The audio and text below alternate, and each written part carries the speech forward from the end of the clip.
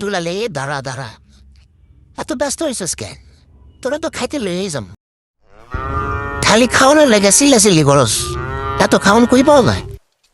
তোকে তো খাওয়ামু, তোরা ছাড়া আমার আর কি আছে?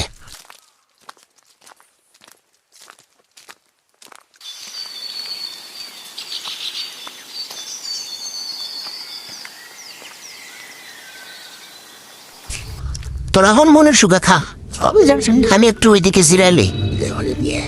মনের সুখে খা তোরা।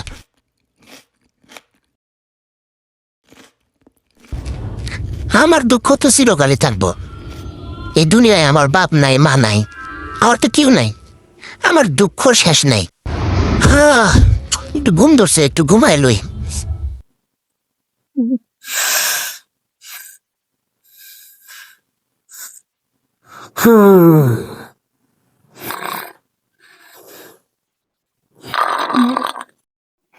রাখালের কথাবার্তা এবং সবকিছু গাছের উপর থেকে শাকসুন্নি পর্যবেক্ষণ করলো এবং সে দেখলো যে কি হচ্ছে এখানে। রাখালটা তো প্রতিদিন এসে এই জায়গায় ঘুমায়, তারা তো কিসের দুঃখ? তার সাথে আমাকে কথা বলতে হবে, দেখি কথা বললে সবকিছু বোঝা যাবে। ওই রাখাল, রাখাল ভাই, রাখাল ভাই তুমি কি ঘুমাইছো? ওই রাখাল ভাই, রাখাল ভাই তুমি কি ঘুমাইছো?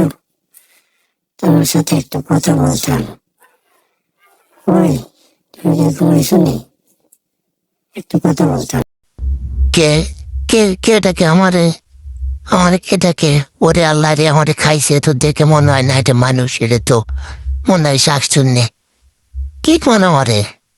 আপনি এনে কে কেমন আইসেন? আমারে মারতে নে, আমারে মাইরেন না। আমাদের ভয় পাওয়ার কোনো কারণ নেই।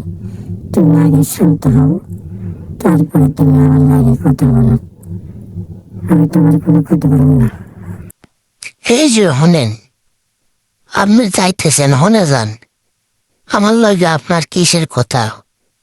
আপনি একটু হনে যান।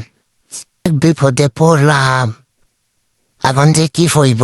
কাল থেকে এনে আই কি নেই হাই, এ তো দেখেছি আমারে বিপদে ফেলাইব। রাখালের সামনে যাওয়া আমার ঠিক হয় নাই। এটা আমাদের দেখে ডরাইব। আমি শাকসুন্নি আমার সবাই ডরাই। আসলে জানি একজন ভালো শাকসুন্নি, সেটা কেউ জানে না।